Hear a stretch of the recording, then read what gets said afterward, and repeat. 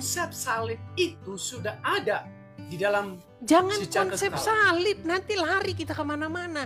Yang saya tanyakan, kehendak untuk menyalibkan Yesus itu kehendak siapa?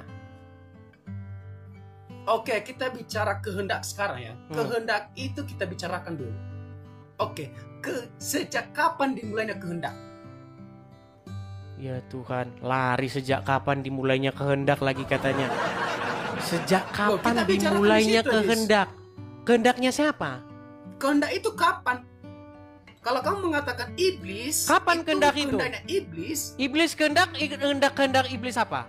Iblis kehendak apa iblis? Kalau kamu mengatakan enggak begini. Nah, kalau kamu iblis mengatakan kehendak apa? Iblis apa kehendak?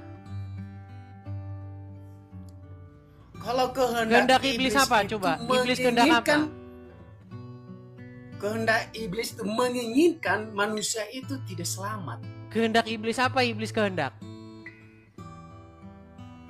Ya tidak selamat. Coba kau panggil aja gurumu ke sini. Gurumu aja panggil ke sini.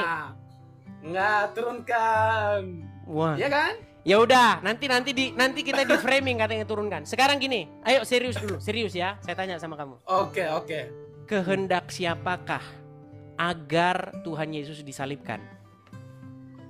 Kehendak Bapa. Kehendak Bapa Jelas. di surga. Oke, saya kunci jawabanmu. Jadi Bapa di surga menginginkan, menghendaki supaya Tuhan Yesus disalibkan.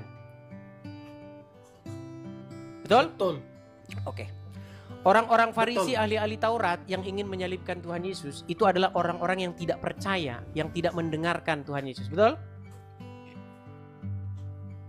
Betul. Oke. Artinya mereka melaksanakan kehendak Bapa di surga, betul? Betul. Oke. Berarti mereka berjasa ya? Melaksanakan kehendak Bapa di surga? Jasanya itu karena kehendak Bapa. Iya, jadi mereka berjasa, betul? Iya, karena kehendak Bapa. Nah, jadi iblis berjasa. Iblis berjasa kepada Bapa di surga, betul? Enggak, itu beda-beda itu. Kalau kamu mengatakan ahli-ahli Taurat itu adalah iblis, bagaimana mungkin ahli-ahli Taurat itu apa? Itu adalah pengaruh Keinginannya. Mereka itu ingin melaksanakan kehendak-kehendak Bapaknya. Karena Tuhan Yesus sendiri yang mengatakan, iblis adalah bapakmu oleh karena kamu hendak melakukan keinginan-keinginannya. Inilah sebenarnya kita buka ya Markus, itu sudah ada rasa situ. Yesus mengatakan romba bait Allah ini dan dalam 3 hari aku akan membangunnya. Itu kan mengenai dirinya. Teman-teman, saya mau ngomong sama kalian aja, saya nggak ngomong sama dia lagi. Gini teman-teman, inilah yang saya bilang begini. Kadang-kadang teman-teman ya, saya melangkah, ya, saya mengerjakan satu pekerjaan. Lalu teman-teman ada orang yang sok tahu, orang-orang yang ini, mereka ingin mengganggu pekerjaan saya ya kayak begini teman-teman akhirnya. Jadi gini aja lah. Bukan Gini aja Ustadz agama, bukan saya nggak mau turunkan kamu karena kamu nggak nyambung dengan omongan saya, nanti habis energi. Gini aja, gimana kira-kira kalau kamu undang guru kamu ke sini? Bukan tanpa, saya nggak ada guru, saya sendiri lawan iblis. Oke. Bagaimana? Sekarang menurut Tuhan Yesus, siapakah bapaknya ahli-ahli Taurat dan orang-orang Farisi yang menolak dia? Kalau yang dijelaskan di Yohanes itu adalah iblismu, iblis yang menjadi bapamu. Iblis. Dan Iblis. mereka ingin melakukan kehendak-kehendak iblis itu, betul? Nah, kalau Kamu jangan nyengles. Itu, mereka ingin melakukan kehendak-kehendak bapak mereka, yaitu iblis. Betul atau salah? ya kita bicarakan konteks itu. Iblis kan yang dimasukkan itu apa dulu? Itu kan iblis yang menjadi bapamu, itu pembunuh yang membunuh. Oke. Ya, sejak semula. Oke, Kita kan mereka situ. ingin melakukan kehendak iblis. Di detik yang sama, kamu mengatakan bahwa menyalibkan Yesus itu adalah kehendak Bapa itu sendiri, betul? Iya betul. Artinya kehendak Bapa di surga dan kehendak iblis itu berjalan bersama-sama, betul? Tidak. Bagaimana tidak? Kan sama-sama ingin supaya Tuhan Yesus disalibkan. Begini, kalau kamu naikkan tidak, iblis itu hanya menginginkan penyaliban itu gagal. Penyaliban itu gagal. Aduh, gimana sih ini orang? Iya, itu tujuannya iblis itu memakai ahli-ahli Taurat. Bukan hanya itu. Menggagalkan. Oke, baik. Gini, iblis bukan hanya hendak menyalibkan Yesus. Bukan hanya itu kehendak iblis. Banyak kehendak iblis itu. Kehendak iblis itu sudah dari sejak awal. Ketika Tuhan Yesus, bayi Yesus dilahirkan, iblis sudah hendak melenyapkannya. Ya kan? Iblis ingin supaya Sang Mesias menaklukkan diri kepada iblis itu. Iblis juga ingin supaya Sang Mesias itu takut, lari dari salib itu. Jadi semua itu memang keinginan iblis. Iblis itu memang sudah tidak punya pilihan lain. Tidak bisa Tuhan Yesus ditaklukkan. Bagaimana caranya supaya Tuhan Yesus tidak taat kepada Bapa di surga? Ditakut-takutin dengan hukuman mati. Hukuman mati itu adalah bentuk ancaman iblis supaya Yesus berhenti memberitakan Injil. Tapi Yesus tidak lari.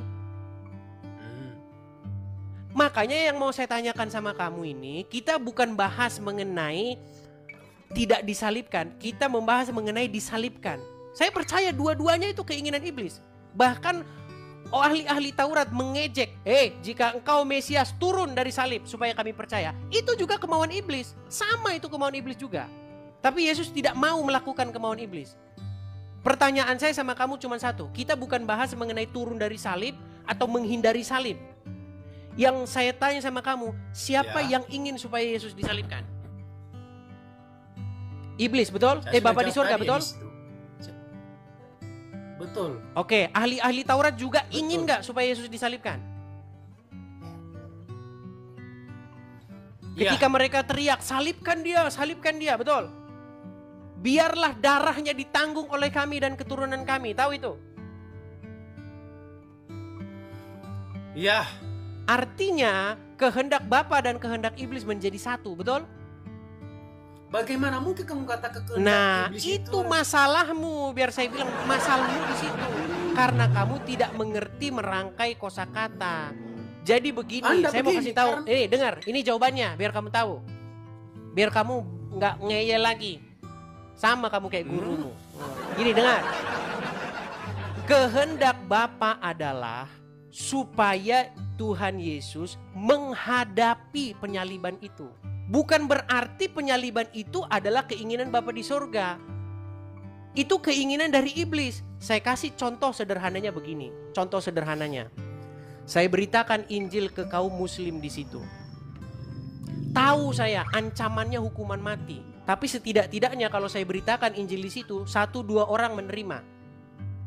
Oke? Resikonya apa? Resikonya saya dihukum mati. Keinginan supaya saya dihukum mati itu tidak datang dari saya dan tidak datang dari Bapa di surga.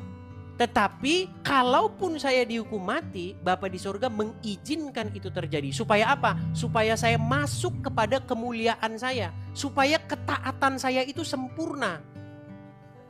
Bagaimana saya dikatakan taat kalau saya takut sama hukuman mati? Bagaimana Yesus dikatakan taat kepada Bapa di surga kalau dia lari dari salib? Tetapi penyaliban itu bukan keinginan Bapa di surga. Begitu maksudnya. Ketika Yesus taat sampai mati, ketika mereka menyalibkan Tuhan Yesus di situ, disitulah Tuhan Yesus mempersembahkan korban yang harum yang menyenangkan hati Bapa di surga.